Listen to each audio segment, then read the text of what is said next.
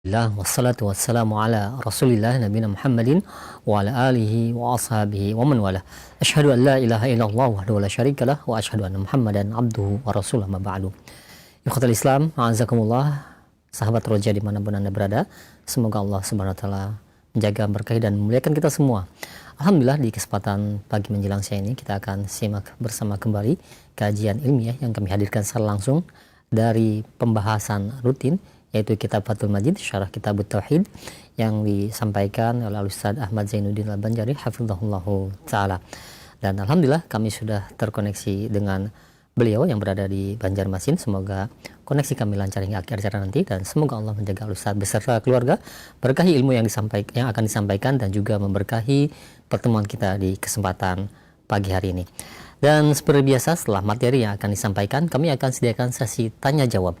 Bagi Anda yang ingin bertanya perihal pembahasan ini, Anda bisa mengirimkan pertanyaan baik melalui layanan pesan WhatsApp, ataupun Anda bisa menghubungi kami secara langsung di layanan telepon di 0218236543. Baik, kita akan simak bersama materi yang akan disampaikan.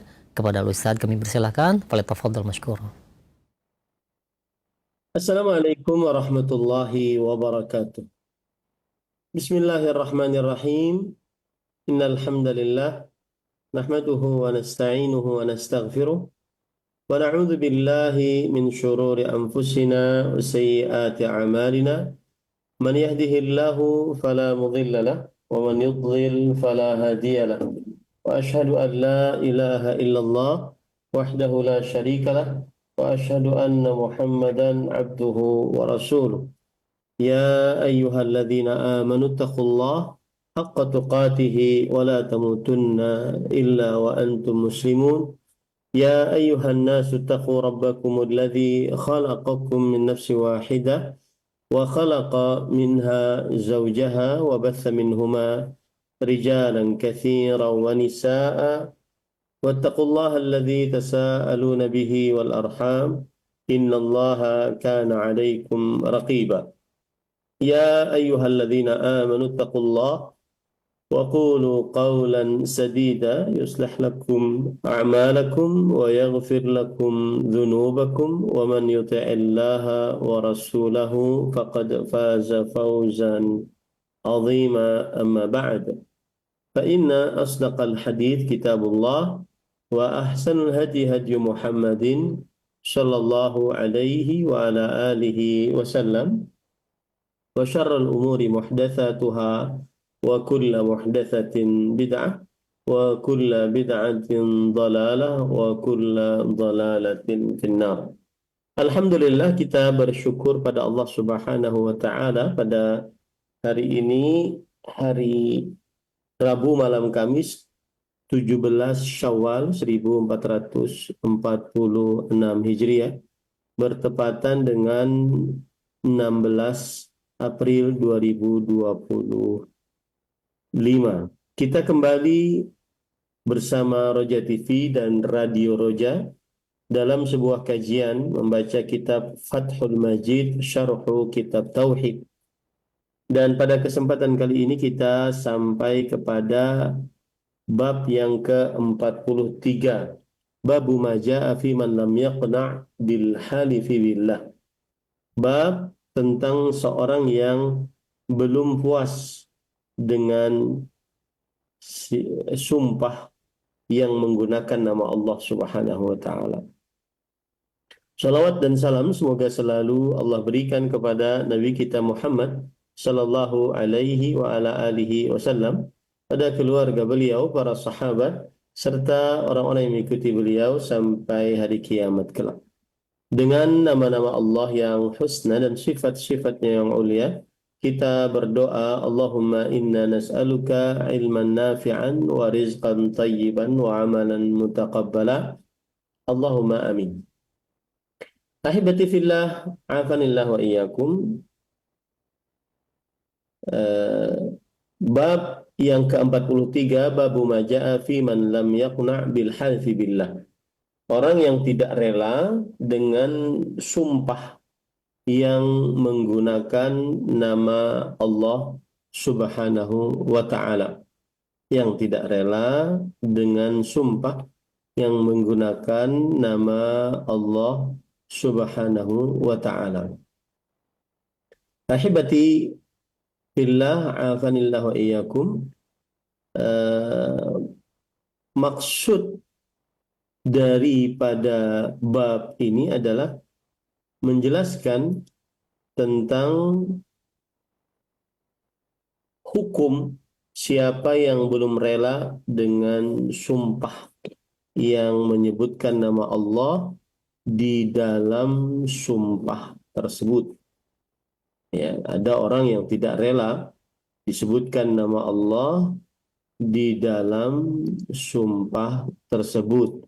Maka ini yang kita pelajari insyaallahu ta'ala.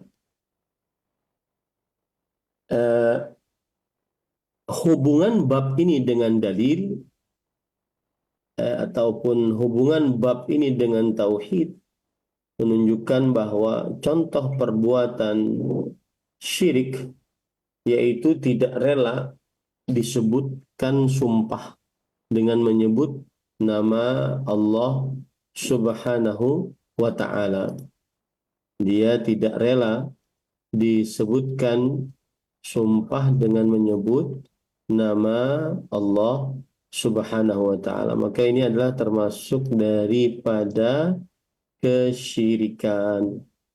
Karena menunjukkan pengagungan yang kurang atau menunjukkan kurangnya pengagungan terhadap Allah Subhanahu wa ta'ala. Nah, kita baca apa yang disebutkan oleh penulis rahimahullahu ta'ala, Fadilat Syekh Abdurrahman bin Hasan Al-Syekh rahimahullahu ta'ala.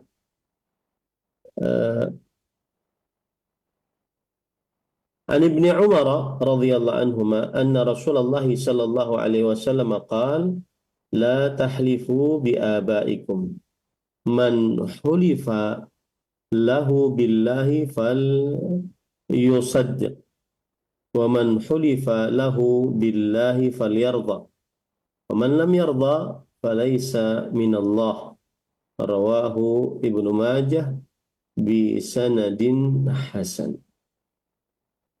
Yang artinya adalah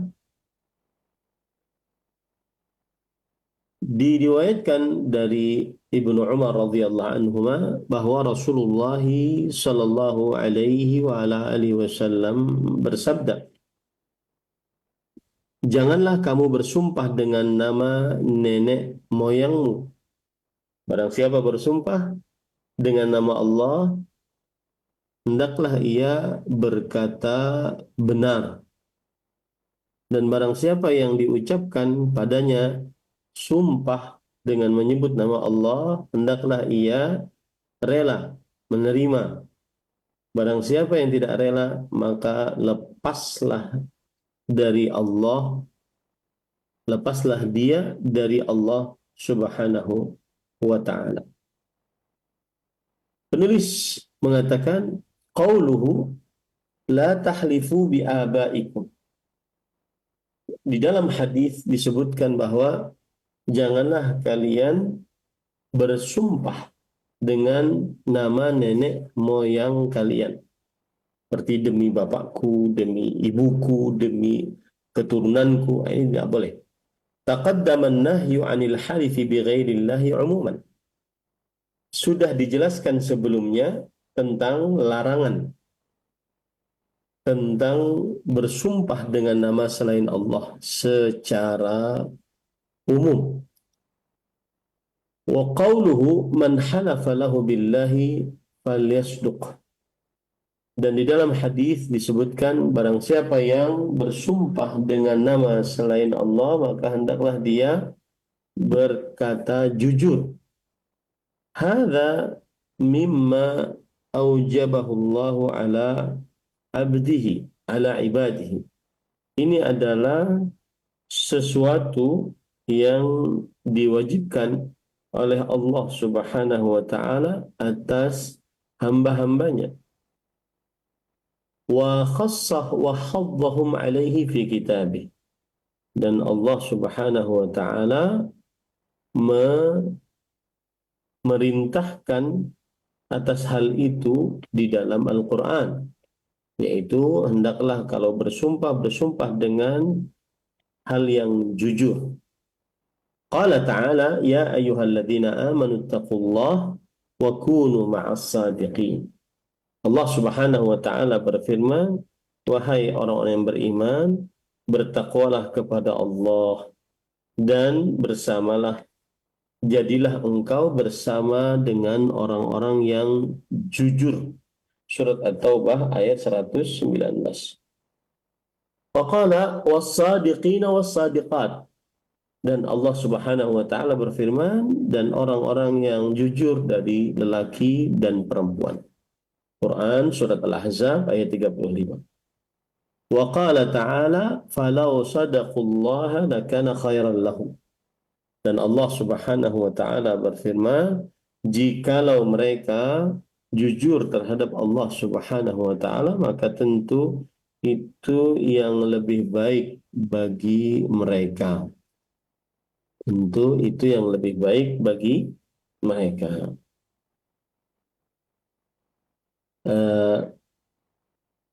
Surat Muhammad ayat 21. Wa huwa halu ahlil bir. Dan bersumpah dengan jujur itu adalah keadaan orang-orang yang berbuat kebajikan. Kama qala ta'ala, sebagaimana firman Allah Subhanahu wa ta'ala, walakinnal birra man amana billahi wal yawmil akhir wal malaikati wal kitabi wan nabiyyin wa atal mala ala hubbihi dzawil qurba wal yatama wal masakin wa ibnas sabili was sa'ilina wa fir riqab wa aqama as-salata wa ata az-zakah wal mufuna bi 'ahdihim idza 'ahadu was sabirina fil ba'sa'i wad dharra wa hinal ba's ulaika alladzina sadaqu wa ulaika humul muttaqun. Yang artinya, akan tetapi kebajikan adalah barang siapa yang beriman kepada Allah dan hari akhir serta para malaikat, kitab-kitabnya, para nabi, dan memberikan harta kepada yang dicintainya dari para kerabat, anak yatim, orang-orang miskin, orang di dalam perjalanan yang kehabisan bekal, dan orang-orang yang meminta-minta, serta orang yang ingin memerdekakan dirinya dari perbudakan, mendirikan sholat, membayar zakat, dan menunaikan perjanjiannya jika mereka berjanji, dan sabar di dalam kesulitan dan di dalam kelapangan. Merekalah orang-orang yang jujur, dan merekalah orang-orang yang bertakwa. Quran surah Al-Baqarah ayat 177. Ayat ini memberikan pelajaran bahwa jujur di dalam sumpah ini termasuk daripada kebajikan. Baik. Kemudian ahibati fillah afanillah wa iyyakum. Lalu setelahnya penulis berkata, qauluhu wa man halafa billahi falyar wa man hulifa lahu billahi falyarda. Dan barang siapa yang disumpahkan untuknya dengan nama selain Allah, dengan nama Allah, maka hendaklah dia ridha. Ya, maksudnya adalah apabila seseorang disebutkan nama Allah dengan orang tersebut yang ada di hadapan kita ini bersumpah dengan menyebut nama Allah, maka hendaklah dia ridha. Wa man lam yarda falaysa minallah. Barang siapa yang tidak ridha, maka dia bukan dari Allah Subhanahu wa ta'ala. Maksudnya Allah Subhanahu wa ta'ala berlepas diri darinya. Nah, amma idza lam yakun lahu بحكم الشريعة على خصمه إلا اليمين فأحلف فلا ريب أنه يجب عليه الرضا. Adapun jika tidak terjadi untuknya dengan hukum syariat atas lawannya kecuali dengan sumpah, maka lalu dia bersumpah, maka tidak diragukan bahwa wajib atasnya ridha.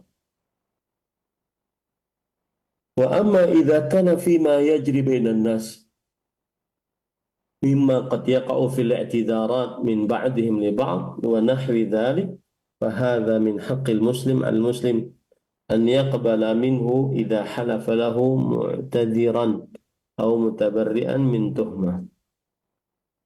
Adapun jika sesuatu terjadi di antara manusia dari apa-apa yang terjadi berupa permintaan uzur satu dengan yang lainnya dan semisalnya, maka ini adalah hak seorang muslim atas seorang muslim. Dia menerima darinya jika ia bersumpah untuknya dalam keadaan meminta uzur, minta maaf, dan melepaskan diri dari segala macam tuduhan. Wa min haqqihi alaihi an yuhsina bihi dhanna idza lam yatabayyan khilafuh. Dan termasuk hak seorang muslim adalah si fulan berbaik sangka kepada si fulan tersebut. Si fulan yang muslim berbaik sangka kepada saudara muslim lainnya. Kalau seandainya tidak telah jelas penyelisihan dari saudara muslim lainnya tersebut, maka maafkanlah kesalahan orang lain, berikan uzur kepada orang lain. Nah, begitu maksudnya. Ahibati fillah, afanillahu iyyakum.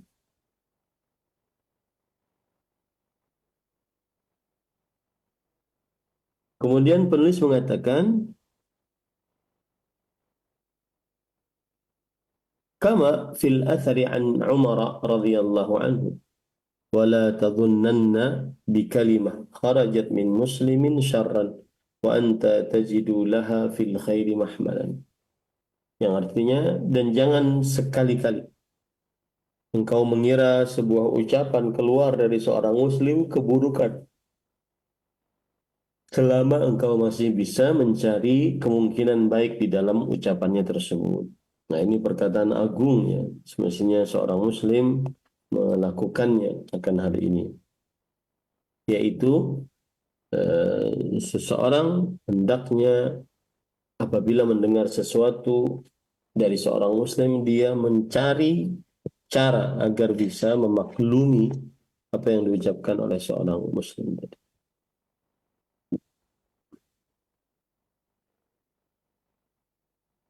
وفيه من التواضع والألفة والمحبة وغير ذلك من المصالح التي يحبها الله ما لا يخفى على من له فهم. Dan di dalam hadis ini terdapat tawadhu, yaitu rendah hati, kemudian ulfah, kenyamanan berteman, kemudian rasa cinta dan yang selainnya dari maslahat-maslahat yang dicintai oleh Allah Subhanahu wa taala. Sesuatu yang tidak tersembunyi bagi siapa yang memiliki pemahaman agama yang benar. Wa dzalika min asbab ijtima'il qulub ala ta'atillah. Dan yang demikian itu termasuk dari sebab terkumpulnya kalbu untuk mengerjakan ketaatan kepada Allah Subhanahu wa taala. Thumma innahu yadkhulu fi husnil khuluq alladhi huwa athqalu ma yudha'u fi mizanil 'abd. Kemudian berkata yang jujur di dalam sumpah itu termasuk daripada akhlak yang baik, yang mana ia adalah sesuatu yang paling berat ditimbang dalam timbangan seorang hamba. Kama fil hadis wa huwa min makarimil akhlak. Sebagaimana disebutkan dalam hadis, dan dia termasuk daripada akhlak yang baik. Fata'ammal ayyuhan nasihu li nafsihi ma yuslihuka ma yasluhuka ma'allahi ta'ala.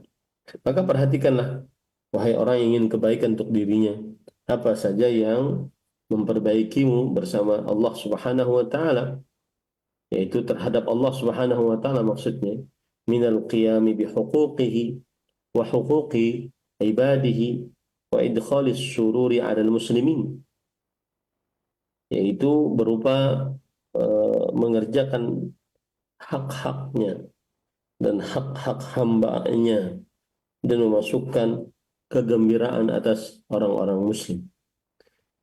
Wa tarkil inqibat an, dan tidak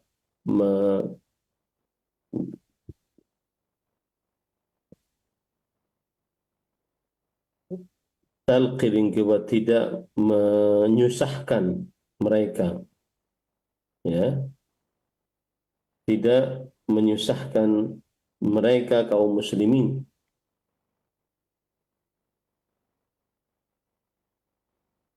Wa tarafu alaihim, dan memaafkan mereka.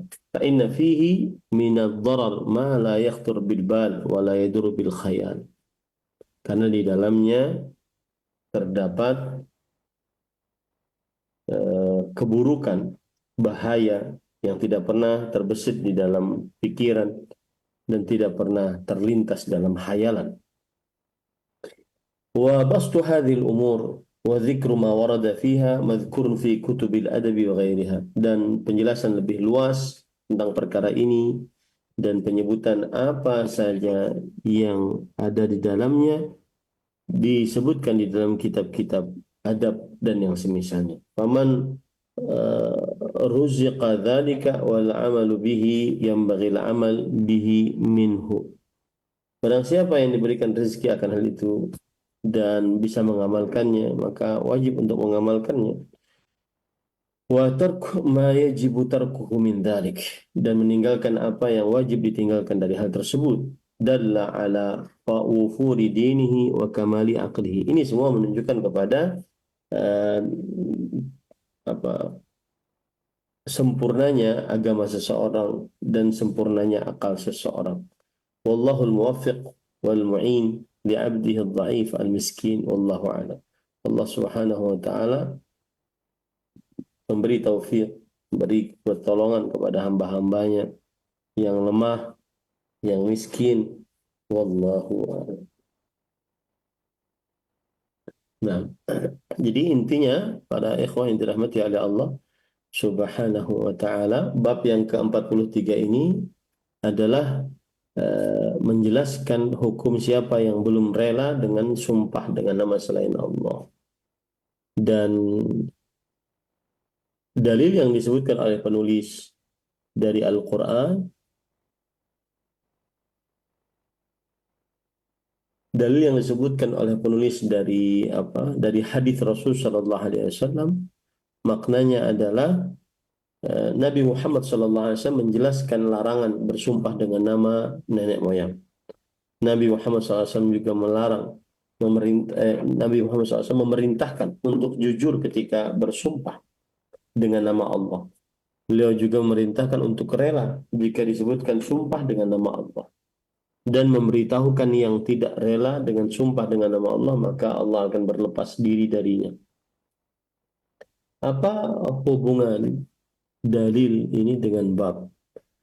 Hubungannya adalah menunjukkan contoh perbuatan syirik, yaitu tidak rela saat disebut sumpah dengan nama Allah, karena menunjukkan kurangnya pengagungan terhadap Allah dan ketidakridhaan dengan Allah Subhanahu wa ta'ala.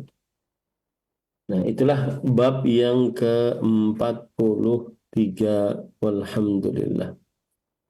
Nah, karena babnya sedikit, maka saya kembalikan acara kepada pembawa acara. Mungkin bisa ada pertanyaan-pertanyaan. Wallahu a'lam. Nah, baik. Alhamdulillah. Terima kasih banyak Ustaz. Jazakallahu khair atas materi yang telah disampaikan di kesempatan pagi hari ini. Dari pembahasan mengenai bab tentang tidak rela bersumpah dengan nama Allah Subhanahu wa taala. Dan selanjutnya, alhamdulillah sudah ada beberapa pertanyaan masuk Ustaz di kesempatan pagi menjelang siang ini. Kami akan ajukan terlebih dahulu pertanyaan yang masuk di layanan pesan WhatsApp.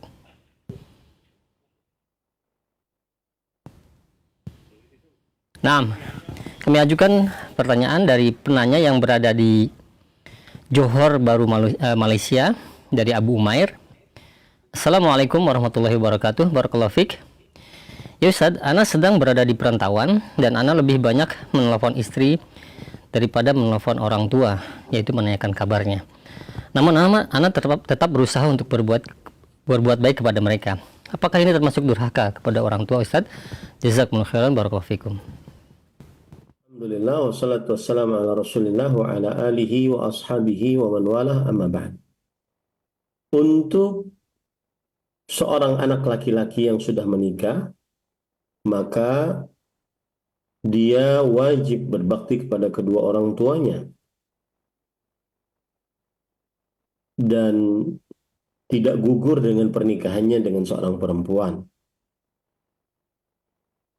Apapun perkara, yang didahulukan adalah orang tuanya dibandingkan istrinya dan anak-anaknya, sebagaimana yang disebutkan dalam keumuman ayat dan juga beberapa hadis yang rinci. Allah berfirman dalam Al-Quran, wa'budullah wa la tusyriku bihi syai'an wa bil walidaini ihsana.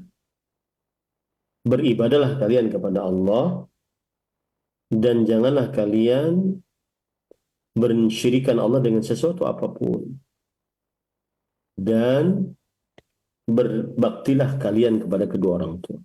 Ini ayat redaksinya untuk seluruh anak asal hukumnya, tapi lebih ditekankan lagi anak laki-laki kepada kedua orang tuanya. Kenapa demikian? Karena anak perempuan apabila sudah menikah, maka ketaatannya dan kebaktiannya berpindah dari orang tua ke suaminya.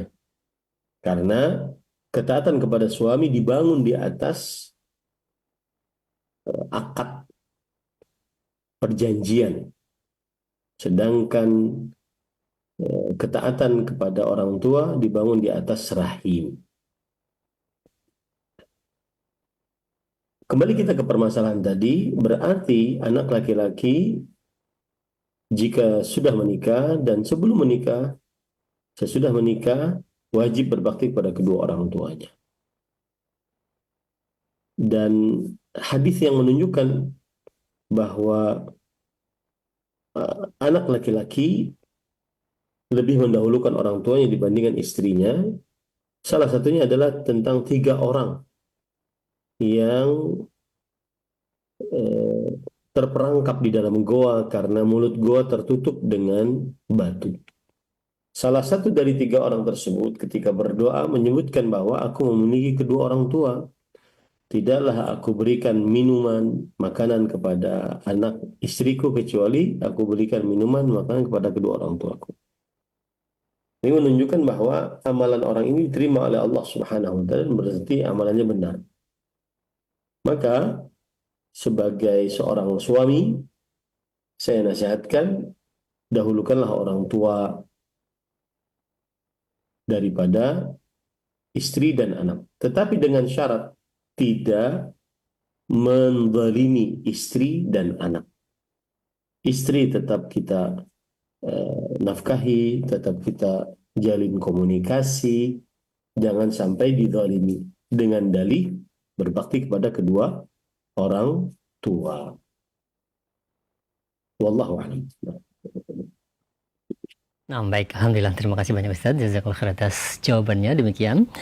Dan selanjutnya yang kedua kami ajukan ada pertanyaan dari penanya yang tidak sebutkan nama dan tempatnya. Ya Ustaz, bolehkah seseorang yang diminta bersaksi dalam hal apa saja, baik itu suami ataupun istri ataupun siapapun, dipaksa untuk bersumpah atas nama Allah Subhanahu wa taala? Dan bagaimana hukumnya jika dia bersumpah untuk menutupi kebohongannya? Apakah ada kafarat baginya Ustaz? Dan apakah dosa besar baginya? Bismillah, walhamdulillah, wassalatu wassalamu ala rasulillah wa ala alihi wa ashabihi wa man wala, amma ba'd. Bersumpah dengan nama Allah tetapi dia berdusta di dalam sumpahnya, maka ini termasuk daripada dosa besar dan disebut dengan al-yaminul ghamus. yaitu sumpah yang palsu. Kenapa disebut ghamus? Karena yaghmisu sahibahu finnar. Yaghmisu menenggelamkan pelakunya di dalam neraka. Dan pengertian daripada sumpah palsu adalah seorang bersumpah dengan menyebut nama Allah secara sengaja berdusta di dalam perkara khusus agar dia mengambil hak yang bukan miliknya atau agar dia terlepas dari tuduhan atau agar dia menipu di dalam sumpahnya tersebut. Dan dalil tentang keharaman sumpah seperti ini surat Ali Imran ayat 77. Innal ladzina yashtaruna bi ahdillahi wa aymanihim thamanan qalila ulaika la khalaqa lahum fil akhirah wa la yukallimuhumullah wa la yanzuru ilaihim yawmal qiyamah wa la yuzakkihim wa lahum adzabun alim. Sesungguhnya orang-orang yang membeli atau menjual lebih tepatnya perjanjian Allah dan sumpah-sumpah mereka dengan harga yang minim. Mereka orang-orang yang tidak memiliki bagian sama sekali di akhirat. Dan tidak Allah bicarai, tidak Allah lihat mereka pada hari kiamat, tidak Allah sucikan, dan bagi mereka siksa yang pedih. Ini dalil menunjukkan dosa besar bersumpah dengan menyebut nama Allah tetapi dusta. Kemudian Rasulullah SAW bersabda dalam hadis riwayat Bukhari, al-yaminul ghamus allati yaqtati'u biha mal imri'in muslimin fiha wa huwa kadhib. Yang artinya sumpah palsu adalah seorang yang mengambil hak orang lain di dalam sumpah tersebut dan dia adalah berdusta. Nah, ini termasuk daripada sumpah palsu. Dan dia menurut para ulama di antara Imam An-Nawawi rahimahullah adalah sebagai dosa besar. Bahkan jumhur ulama mengatakan al-yaminul ghamus la kafarata laha. Sumpah palsu tidak ada penebus dosa atasnya kecuali taubat yang nasuha. Kecuali taubat yang nasuha. Adapun para ikhwan yang dirahmati Allah, sumpah yang dengan menyebut nama Allah dan dia tidak berdusta, tetapi kemudian dia tidak mengerjakan sumpah tersebut, maka yang seperti ini masuk ke dalam bukan sumpah ghamus, tetapi sumpah yang dia tidak melaksanakan sumpahnya. Masuk ke dalam surah Al-Maidah ayat 89. Kafaratu it'amu 'asharati masakin min awsati ma tut'imuna ahlikum aw kiswatuhum aw tahriru raqabah faman lam yajid fa siyamu thalathati ayyam. Nah, penembusnya yang sumpah seperti ini sudah bersumpah dengan nama Allah tapi tidak dia lakukan, bahkan dia batalkan, ini bukan sumpah palsu tadi, maka dia penembusnya adalah memberi makan kepada 10 orang fakir miskin atau memberi pakaian kepada mereka dari makanan pakaian yang biasa kalian makan. Kalau tidak bisa maka memerdekakan budak, kalau tidak bisa maka berpuasa 3 hari berturut-turut. Ya. Intinya sumpah palsu termasuk dosa besar, menyebabkan pelakunya dimasukkan ke dalam neraka dengan keadilan dari Allah. Tidak ada kafarat untuknya kecuali dengan taubah, dan dia termasuk daripada dosa-dosa besar. Wallahu a'lam. Nah, baik, alhamdulillah. Terima kasih banyak Ustaz. Jazakallahu khair atas jawabannya, dan jawaban tadi merupakan jawaban dari beberapa pertanyaan yang masuk di kesempatan pagi hari ini. Baik, selanjutnya mungkin bagi Anda yang ingin bertanya secara langsung di layanan telepon, silakan kami berikan kesempatan di 0218236543. Ya, silakan. Halo. Halo. Halo, Assalamualaikum. Waalaikumsalam warahmatullahi wabarakatuh. Dengan Bapak siapa di mana? Mohon maaf. Bapak Untung di PL Pondok Ungu Permai. Nah, silakan Bapak Untung. Silakan langsung ke pertanyaan Pak Untung. Halo Pak Untung. Kayak halo Pak Ustadz Yasir Bawasid. Oke, alhamdulillah Ustaz, Pak Untung ya, ini yang sering menghubungi ya kalau malam ini. Iya dulu Ya. yang sering Nah, Ustadz tadi. Nah, silakan pertanyaannya Pak Untung. Ini mau nanya gini Ustadz, yang pertama bagaimana orang yang yang tidak rela bersumpah dengan nama Allah, apakah termasuk orang musyrik atau munafik? Itu yang pertama. Yang kedua, bagaimana kita bermakmum dengan ustadz yang menyatakan kita boleh mengucapkan selamat hari Natal kepada orang yang merayakannya. Itu gimana Pak Ustadz? Iya. Baik. Terima kasih. Terima kasih. Assalamualaikum warahmatullahi wabarakatuh. Waalaikumsalam warahmatullahi wabarakatuh. Nah, silakan Ustaz. Bismillah, alhamdulillah, wassalatu wassalamu ala rasulillah wa ala alihi wa ashabihi wa man walah, amma ba'd. Terima kasih Bapak Untung atas pertanyaannya, jazakumullahu khairan. Barang siapa yang tidak ridha dengan seorang yang bersumpah dengan nama Allah dan dia mengetahui bahwa yang bersumpah tersebut adalah jujur di dalam sumpahnya, maka perbuatan ini adalah perbuatan yang haram. Bahkan bisa termasuk daripada dosa besar. Kenapa? Karena dia tergolong dari orang yang menghinakan nama Allah atau tidak mengagungkan Allah Subhanahu wa ta'ala. Nah, para ikhwan yang dirahmati oleh Allah Subhanahu wa ta'ala, imam atau para ulama mengatakan barang siapa yang tidak ridha dengan sumpah yang disebutkan nama Allah di dalamnya, maka seakan-akan dia tidak ridha Allah sebagai Rabb-nya. Kenapa? Karena yang namanya al-halif, sumpah itu ta'zim, yaitu pengagungan. Orang yang bersumpah itu dia sedang menyebutkan sesuatu yang dia agungkan. Dan apabila dia tidak ridha dengan penyebutan nama Allah di hadapannya, berarti dia sedang meremehkan Allah Subhanahu wa ta'ala. Ini para ikhwan dirahmati oleh Allah Subhanahu wa ta'ala.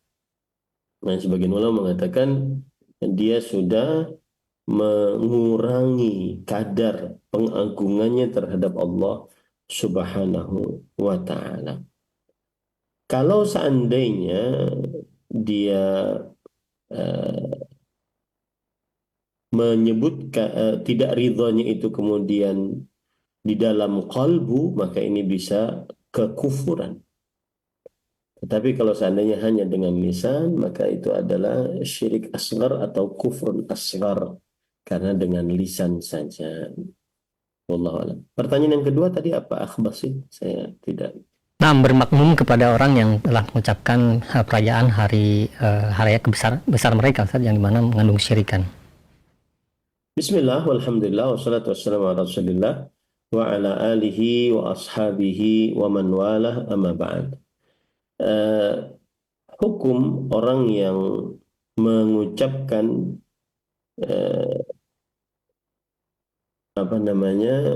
dengan hari raya orang kafir atau orang selain Islam, maka hukum yang seperti ini adalah diharamkan di dalam agama Islam, karena Allah Rasul Shallallahu Alaihi Wasallam bersabda, "Man tashabbaha biqaumin fahuwa minhum."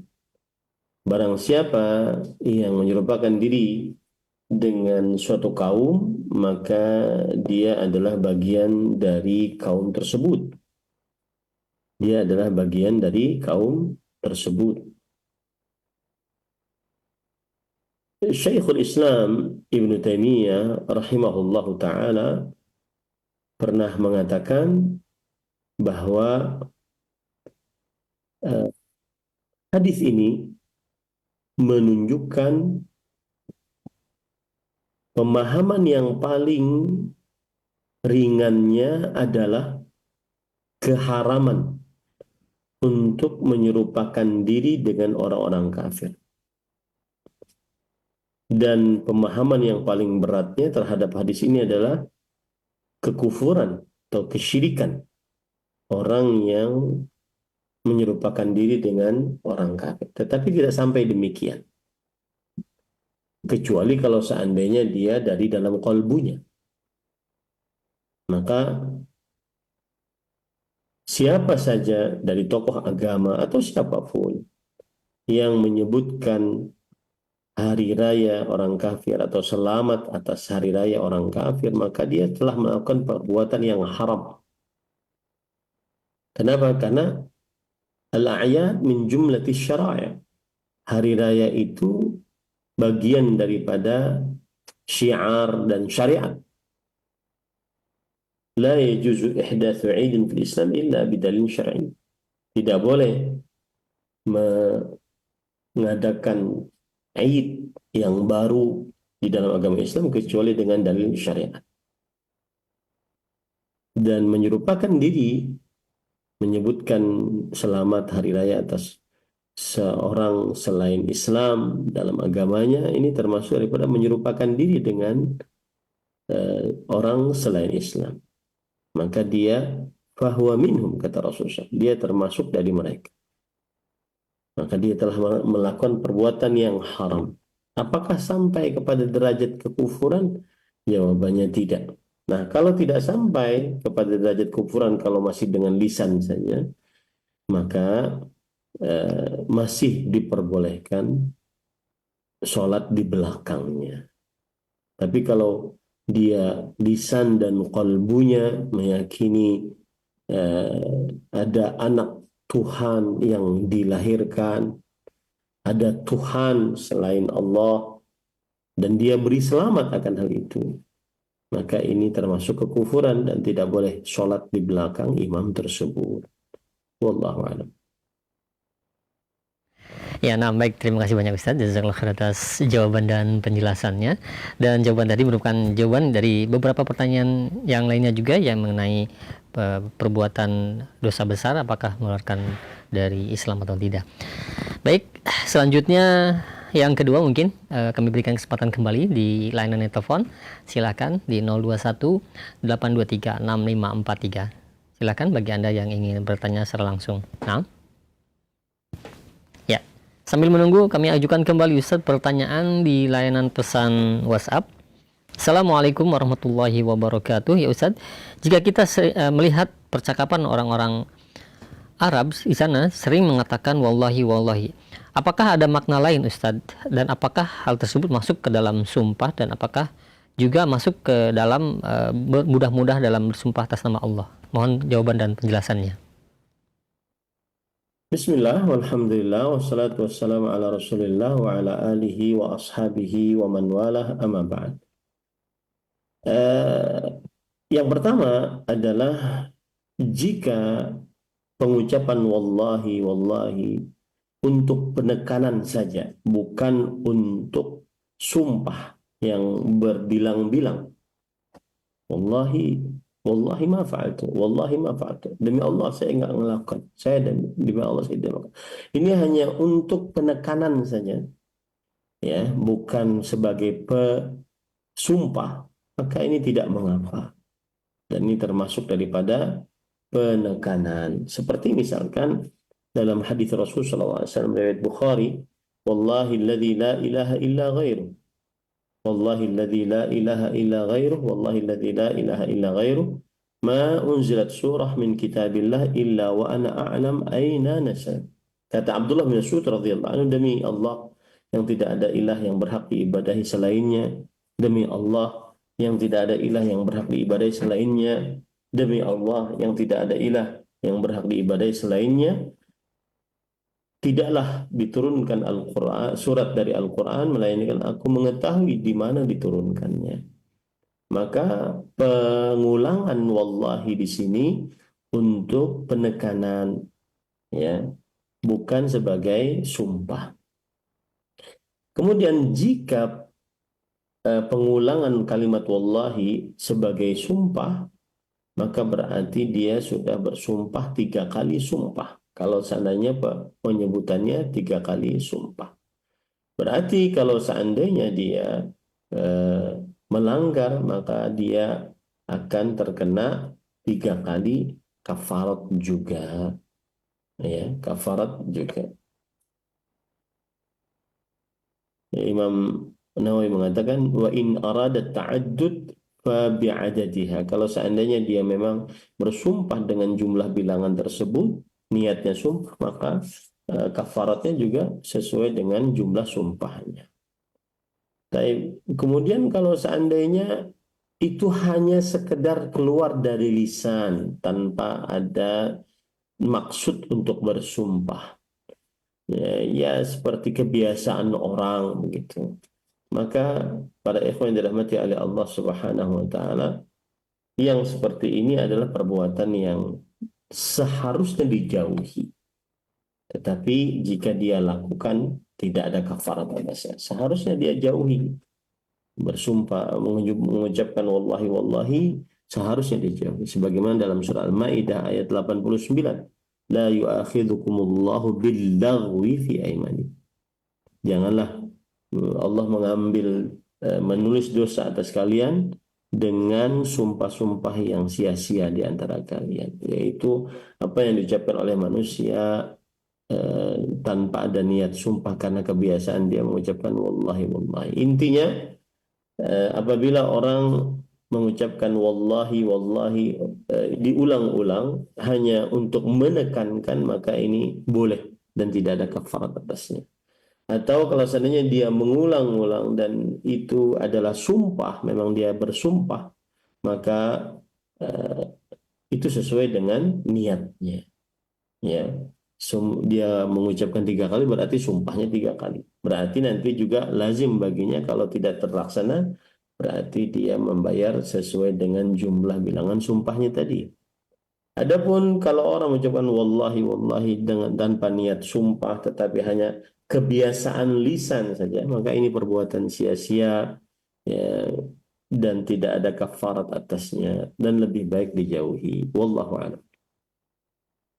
Nah, baik. Alhamdulillah, terima kasih banyak Ustaz atas jawaban dan penjelasannya. Mudah-mudahan bisa kita ambil faedah dari jawaban Ustaz. Dan silahkan untuk Anda yang ingin bertanya secara langsung di 0218236543. Ya, silahkan. Sudah masuk, halo. Silahkan untuk Anda. Iya. Halo. Assalamualaikum. Waalaikumsalam warahmatullahi wabarakatuh. Dengan Bapak siapa di mana? Dengan Pak Yusman. Pak siapa? Mohon maaf dikecilkan Pak. Volume radio atau televisinya Pak dikecilkan. Mohon maaf jadi tidak jelas suara Bapak. Dengan Pak Yusman Usman. Ya silakan. Di mana Bapak posisinya? Lagi berkendara. Ya, mungkin radionya dikecilkan Pak sedikit ya. Oh iya. Ya supaya tidak ada feedback. Untuk saya matiin aja. Iya. Ya silakan Bapak. Pak Ustaz, Assalamualaikum Pak Ustaz. Waalaikumsalam warahmatullahi wabarakatuh. Semoga sehat-sehat selalu. Pak Ustaz mau bertanya, apakah pernyataan yang sebaiknya dilakukan untuk dalam syariahnya, dalam menyatakan untuk kita berkata sumpah itu yang pernah di dalam syariah Islam kita. Itu aja Ustaz. Bagaimana diulangi Pak? Apa perkataan yang baiknya gitu Pak Ustaz? Perkataan baik? Ya, untuk menyatakan bahwa kita bersumpah bukan kan harus berdoa yang sebaiknya yang sebaiknya Pak Ustaz itu. Dalam hal apa? Dalam kita menyatakan bahwa kita akan bersumpah bahwa demi Allah yang sebaiknya apa ya? Apakah ada perkataan lain selain itu Pak Ustaz? Baik. Ya, cukup Bapak ya, itu saja. Ya, cukup ya. Saja. Terima baik. kasih. Sama-sama Bapak. Waalaikumsalam warahmatullahi wabarakatuh. Nah, silakan Ustaz. Bismillah, alhamdulillah, wassalatu wassalamu ala rasulillah wa ala alihi wa ashabihi wa man wala, amma ba'd. Apabila seseorang ingin bersumpah, maka ada beberapa lafaz syar'i di dalam sumpah, yaitu yang pertama itu wallahi, demi Allah, artinya dalam bahasa Indonesia, dan maknanya adalah uqsimu billah, saya bersumpah dengan nama Allah. Dan ini adalah lafaz sumpah yang paling masyhur. Kemudian yang kedua adalah tallahi, dan ini disebutkan oleh Allah dalam surat Yusuf ayat 91, tallahi laqad atharakallahu alaina. Tallahi, demi Allah, sungguh Allah Subhanahu wa ta'ala telah memuliakan engkau di atas kita. Dan ini biasanya dipakai oleh orang Arab dalam bentuk takjub sesuatu. Tallah, dia melihat sesuatu, mendengar sesuatu, takjub, kemudian mengucapkan tallah. Kemudian lafaz yang ketiga adalah billah, bahasa Indonesianya dengan nama Allah. Ya. Kemudian lafaz yang keempat, walladzi nafsi biyadih, demi jiwaku yang berada di tangannya. sebagaimana Rasul sallallahu alaihi wasallam bersumpah, "Walladzi nafsi biyadi la yu'minu ahadukum hatta yuhibba li akhihi ma yuhibbu li nafsihi."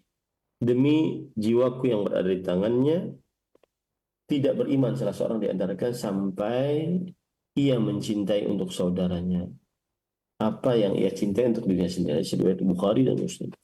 Lafaz yang kelima itu uqsimu billahil azim.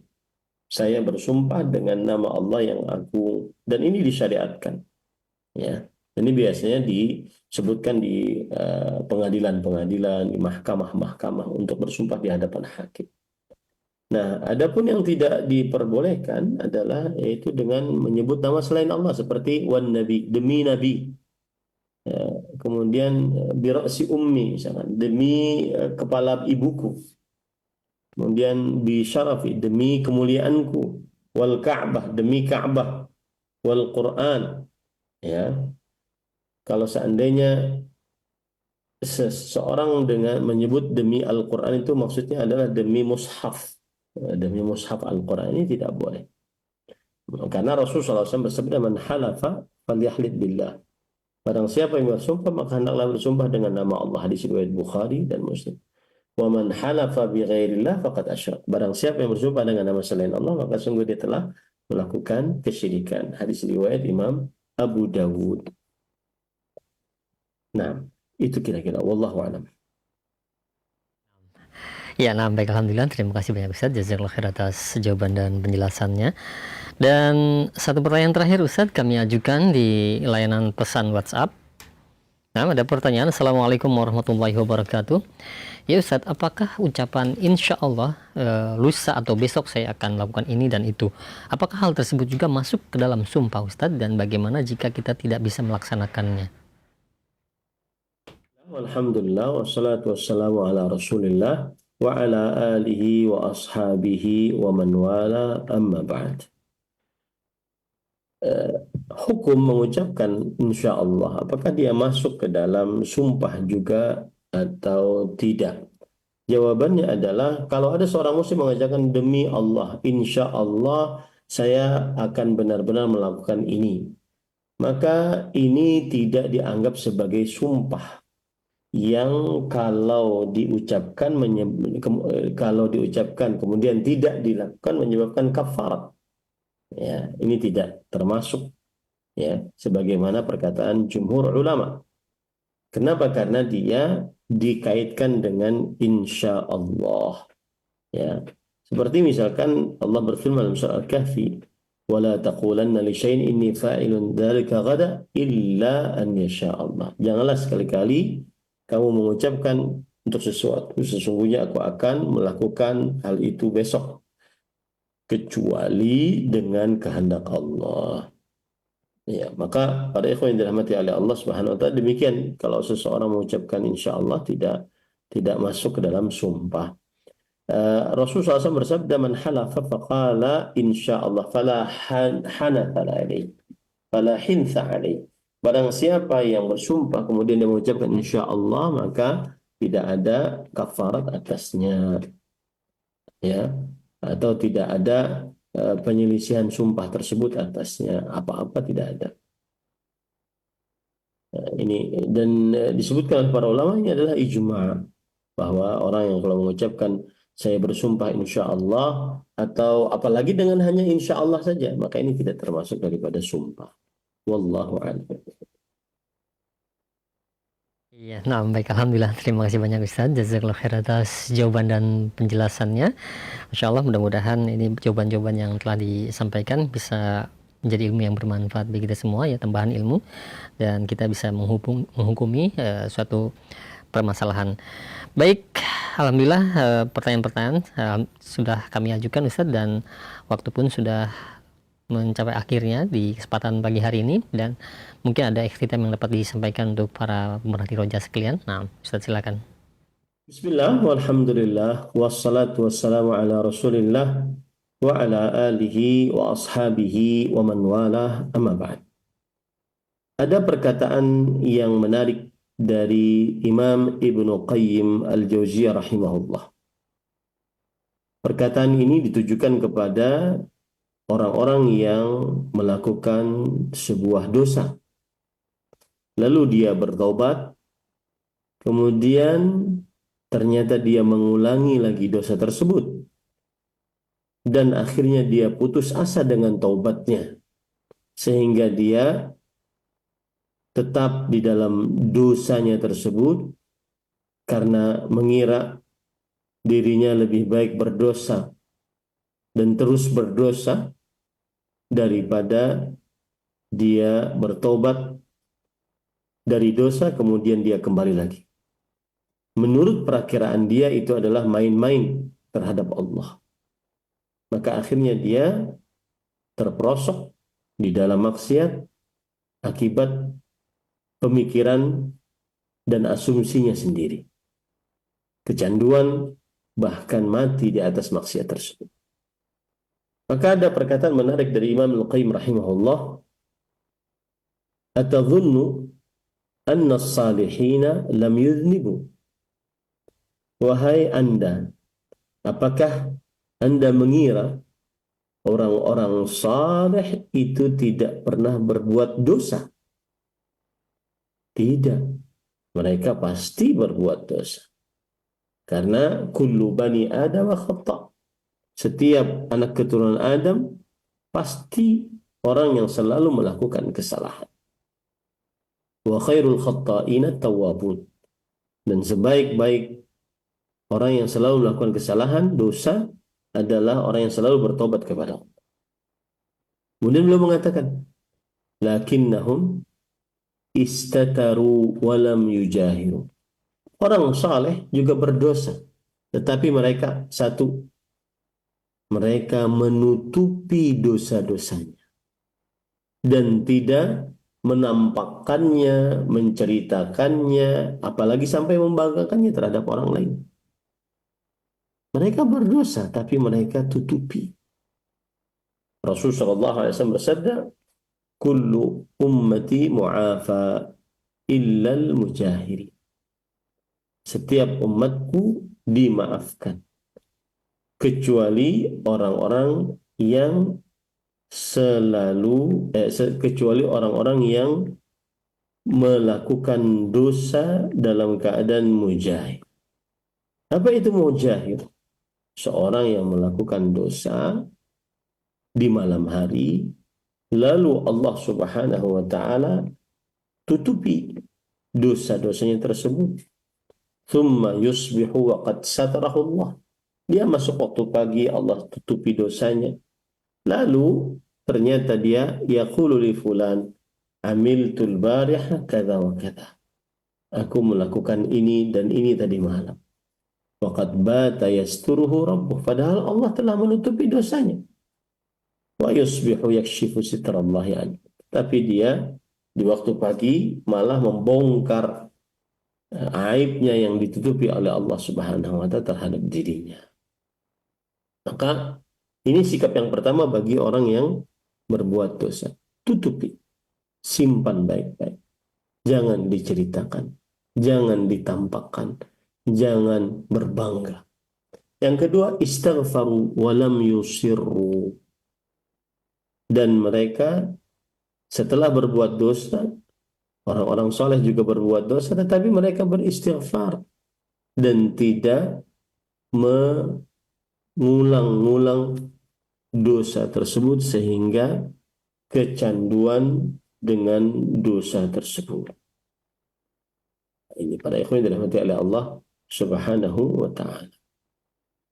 Nah, maka semestinya seseorang setelah berbuat dosa, dia tidak mengulang dosanya. Dia bertobat langsung. Kalau nanti setelah taubatnya, kemudian dia terulang lagi karena mungkin turunnya iman, ya, kurangnya berzikir, tidak memiliki kawan yang menghalangi dia untuk bermaksiat, lingkungannya tidak mendukung, akhirnya dia terperosok lagi, bertobat lagi. Jangan sampai dosa, teruskan dosa, teruskan dosa, teruskan dosa. Jangan. Tetapi berdosa lalu bertobat. Kalau melakukan dosa lagi, bertobat lagi. Melakukan dosa lagi, bertobat lagi. Dan seterusnya seperti itu. Kemudian yang ketiga adalah i'tarafu wa lam yubarriru. Mereka mengakui dosa mereka dan tidak nyari-nyari ke pembenaran atas dosa yang dia lakukan. Dia tidak nyari-nyari pembenaran atas dosa yang dia lakukan. Mengakui, ya Allah saya salah, saya mohon ampun kepada Engkau. Mengakui. Kemudian yang keempat, ahsanu ba'dama asa'u, yaitu ia berbuat baik setelah melakukan dosa tersebut. Dan ini semua disebutkan oleh Allah di dalam surah Ali Imran ayat 135-136. Walladzina idza fa'alu fahisha, orang-orang yang melakukan perbuatan fahisha, keji menurut akal, menurut syariat, aw zalamu anfusahum, atau berbuat kezaliman terhadap diri mereka sendiri, yaitu berbuat maksiat dan dosa serta kesalahan. Zakarullah, maka kemudian ia mengingat Allah. Fastaghfaru li dzunubihim, kemudian ia beristighfar atas dosa-dosa mereka tadi. Wa man yaghfiru dzunuba illa Allah, dan mereka meyakini bahwa tidak ada yang mengampuni dosa ini kecuali Allah Subhanahu wa taala. Wa lam yusirru ala ma fa'alu wa hum ya'lamun, dan mereka tidak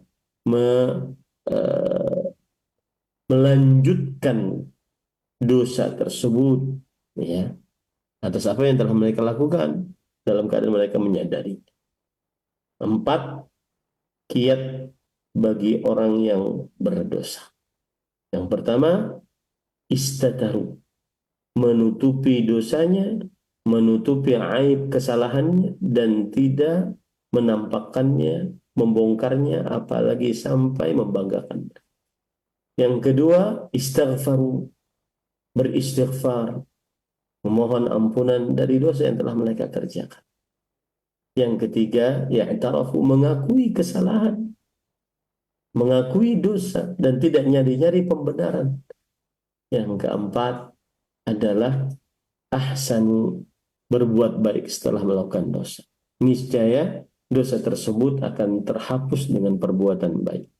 Semoga yang disampaikan bermanfaat.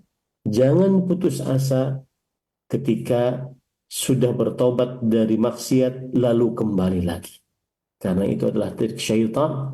Sedangkan petunjuk dari Allah adalah bertobatlah dari dosa, maka bertekadlah untuk tidak mengulang. Kalaupun terulang, bertobatlah terus. Kalau terulangi, bertobat lagi.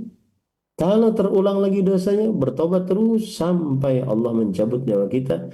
Dan Allah mengatakan, if'al ma syi'ta faqad ghafartu lak. Lakukan sesukamu, aku sudah mengampuni dosa-dosamu. Wallahu a'lam. Nah, alhamdulillah. Terima kasih banyak Ustaz. Jazakallahu khair, barakallahu fiik. Semoga apa yang telah disampaikan menjadi ilmu yang bermanfaat bagi kita semua, dan Allah berkahi untuk Al-Ustaz dan untuk kita semua juga, dan Allah berkahi juga dari pertemuan kita di kesempatan pagi hari ini. Dan semoga Allah senantiasa memberikan kesehatan kepada antum untuk terus dapat memberikan faedah-faedah kepada kita semua nih, insyaallah bermanfaat dan sangat penting dari pembahasan hari ini. Dan demikian ikhwatal Islam, azakumullah, sahabat roja dimanapun Anda berada, kajian ilmiah yang kami hadirkan secara langsung dari pembahasan kitab Fathul Majid, syarah kitab Tauhid, disampaikan oleh Ustaz Ahmad Zainuddin Al-Syiah hafizahullah taala dari pembahasan Fathul Majid ini. Demikian kami undur diri, dan semoga di kesempatan yang akan datang kita dapat bersua kembali untuk menyimak pertemuan yang penuh faedah ini. Wassalamualaikum warahmatullahi wabarakatuh.